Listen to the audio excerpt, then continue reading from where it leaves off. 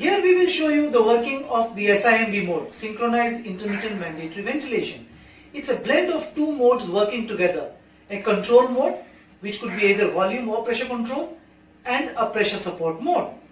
Let us now look at the menu. We have an SIMV volume control and a SIMV pressure control. To appreciate the graphs better, let us choose the SIMV volume control. It asks everything like it is asked in a control mode, except for something new, breath cycle. Now we have written SIMV of 10, which means if the patient does not make any effort, then every minute 10 breaths will be delivered, which would mean a breath cycle of 6 seconds. What we have done is, we have set a breath cycle rate of less than that, 4 seconds. So if the patient makes a trigger beyond these 4 seconds, then it will still deliver a control breath. But when he makes an effort within this cycle, then a support breath will be delivered. Let us better understand by looking at the graphs now. Let us see when the patient does not make any effort, what happens. The inspiratory time is still fixed, like it is in a control mode. And the only breaths you can see are of the volume control type, with a rate which is 10. Now I make an effort to breathe. Still a control mode breath is being delivered. And here when I make an effort, a support breath is being delivered. Because this was within the breath cycle of the mode. So it gave you a supported breath. Whereas the efforts which are made outside the breath cycle will be delivered as a control breath. But what you can easily appreciate is two kinds of breath coming at the same time. A control breath and a supported breath.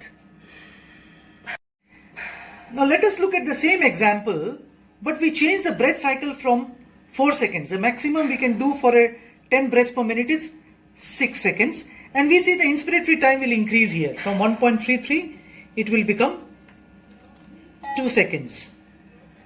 Now what this means is that 2 seconds, whatever trigger is made, a control breath of 2 seconds will be delivered. But in the next 4 seconds, if any effort is made, then a supported breath will be delivered. If the patient makes an effort, but the time is due for the next SIMV breath, then a control breath will be delivered. Let us see how it looks like in real time. So we have a breath delivery. You can see very beautifully that there is a volume control breath being delivered.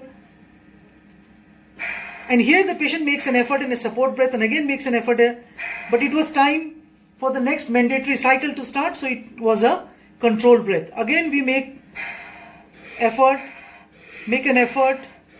These are all supported breaths, but we make an effort again, but a control breath is being given. So this is the breath cycle.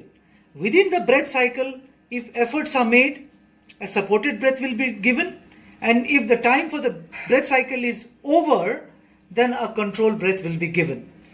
It is best to choose a pressure support SIMV with pressure control, because then both the breath characteristics remain the same. Let us look at in the control mode. You will not find two patterns of flow.